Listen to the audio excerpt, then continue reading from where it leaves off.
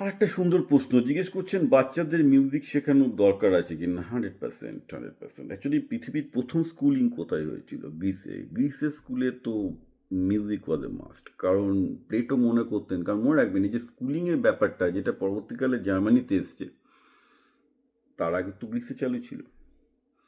গ্রিসে Athenian school 600 বছর ধরে চলেছে, তাতে মিউজিক ওয়াজ মাস্ট। এবং এটা ভারতীয় বেদিক সভ্যতাতে music was must. Why? Because music is the harmony of the life, right? তো ন্যাচারালি যারা পৃথিবীতে আইনস্টাইন থেকে শুরু করে সমস্ত ট্যালেন্টেড সায়েন্টিস্ট কেউ না কেউ মিউজিক এবং ইনস্ট্রুমেন্টেশন বানাতেন। এবং আমাদের আমেরিকাতে তো ক্লাস 5 পর্যন্ত মিউজিক কম্পালসারি। আমি অ্যাকচুয়ালি একটা দেবো আমার মেয়ের কনসার্টে গিয়ে, তো স্কুলে সবসময় কোনো না কোনো মিউজিক্যাল ইনস্ট্রুমেন্ট নিতে হয়, ভীষণ ভীষণ জরুরি ইনফ্যাক্ট। তো music and the mind development, এগুলো নিয়ে অনেক গবেষণা হয়েছে এবং গবেষণায় খুব ওয়েল প্রমাণিত যে প্রতিটা বাচ্চাকে ছোটোবেলা থেকে গুড মিউজিকের ভেরি বেসিকটা দেওয়া অত্যন্ত গুরুত্বপূর্ণ, অনেক কারণে।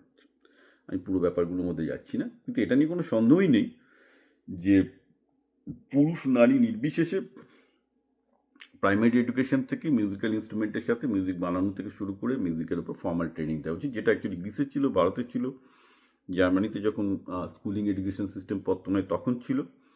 তারপর যেটা হয় ভারতে, somehow physical education, work education, musical education, এগুলোর ওপর জোর দেয়নি। কেন দেয়নি আমি জানি না, আমি বলতে পারবো না, সেগুলো পলিটিক্যাল লোকেরাই বলতে পারবে, কিন্তু না দেওয়াটা খুব ভুল।